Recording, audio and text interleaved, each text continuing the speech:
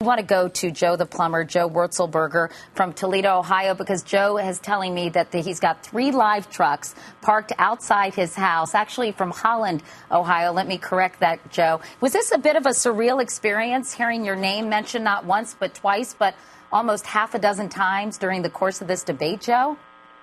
Yeah, actually, surreal is a good word to use for. It was, I was glad I was able to act as some type of point, to where they could sit there and hammer out what they both think, what they want to say.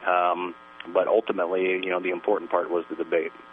And again, why don't you just reiterate quickly for us, Joe, because I want you to get to your local news stations where you are, how you felt about the statements made by the candidates versus the statements you heard when they were out on the campaign trail talking to you.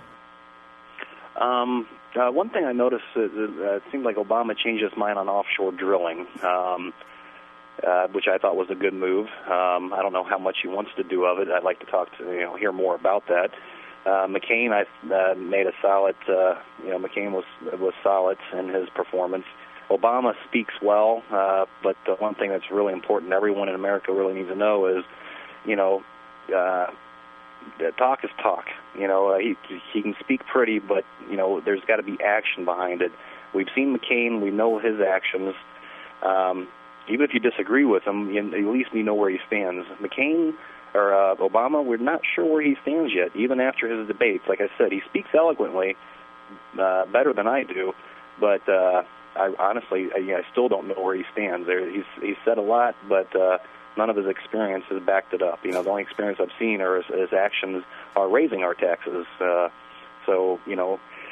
I'm middle class. I can't have my taxes raised anymore. Well, he supposedly will raise taxes only on people who make over $250,000 a year. Would you be in that category? Well, not right now, presently, but, question. So he's going to do that now for people who make $250,000 a year. When is he going to decide that $100,000 is too much?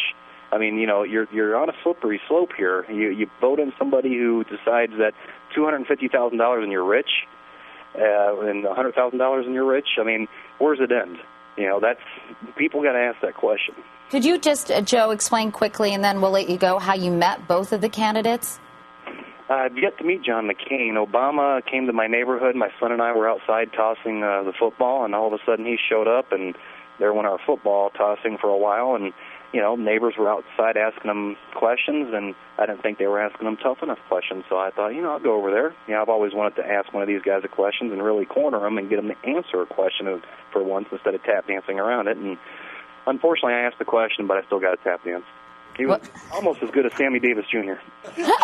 Joe Wurzelbacher, I mispronounced your last name earlier, Joe. Maybe you should fill in on Meet the Press, Joe. Or Face the Nation, I should add. I know they're looking for someone on Meet the Press. That's why I said that, hey, Joe. Hey, I got opinions, and and that's it. But everyone has opinions. Yeah, that's for darn sure. Well, Joe, thanks so much for talking with us. I'll let you get outside to your local news reporters, and I really appreciate your spending some time with us tonight. And now everybody knows your name, at least, right? I don't know if that's good or bad, but we'll see how the future brings. All right, Joe. Thanks very much.